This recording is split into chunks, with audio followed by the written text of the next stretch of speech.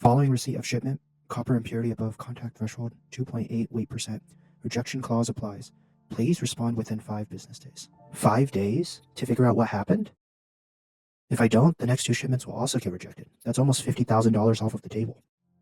Where do I even start with this? A bunch of data files from the plant, work orders, inventory log, ECS logs, XRF results, shift notes, 20-something files, 30 days of data in each. To actually figure this out, I'd have to read all of this, line up timestamps across all the systems, and cross-reference. It's super complicated and a lot of tedious work.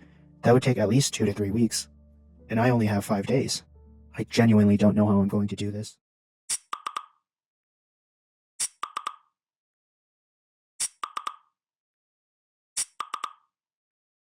Simple idea.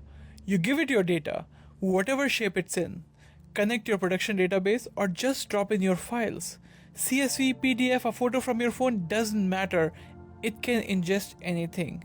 The data does not have to be pre-cleaned. Niobia AI parses everything. It cleans it up and the data is ready for analysis. The agent is actually trained on many advanced manufacturing domains, including battery recycling. It already knows what ECS is. It knows what black mass looks like. You don't have to teach it the basics. Oh, really? Can you show me how that works? First thing, your output copper jumped past spec around day 18.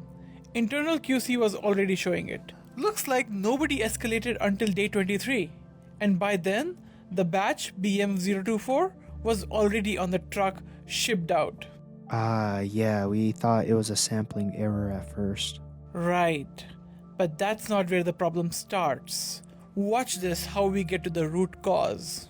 Niobia is showing that 2 things are stacking up here. First, the eddy current separator splitter has been drifting. No alarm, no work order, it's just a passive fail. Second, your new supplier ships cells with 12 micron copper foil instead of the usual 8. Your shredder is tuned for an 8 micron foil. The copper comes out still stuck to the anode material on the thicker foil. That's right, and the ECS doesn't see that as copper. It's a composite particle. Wrong shape, wrong density profile, the eddy currents don't develop right. They ride into the black mass with the anode material they are still attached to.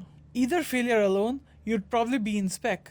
But in this case, there was a double jeopardy, and that's why the batch was out of spec. April 20th, ECS copper recovery low, 48 kilograms, usually 65 plus. Mentioned to the line supervisor, says still in range, we'll watch. April 21st, recovery under 50 again, asked maintenance to check.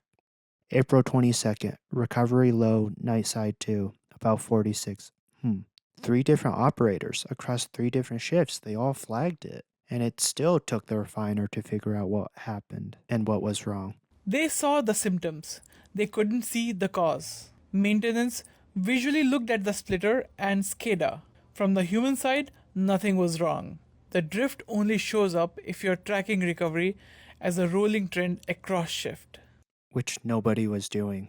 Nobody had the time. RBM 25 and 26 affected. Damn. Yep. I will ask it to generate the entire 8D report now so we can file it away. This is the part of AI that's actually useful. It enhances the expertise in your company, in your operator, in your data. It acts as a catalyst to troubleshoot your problems much, much faster. And with Niobia AI, we would have caught the defect on day 10, not day 28.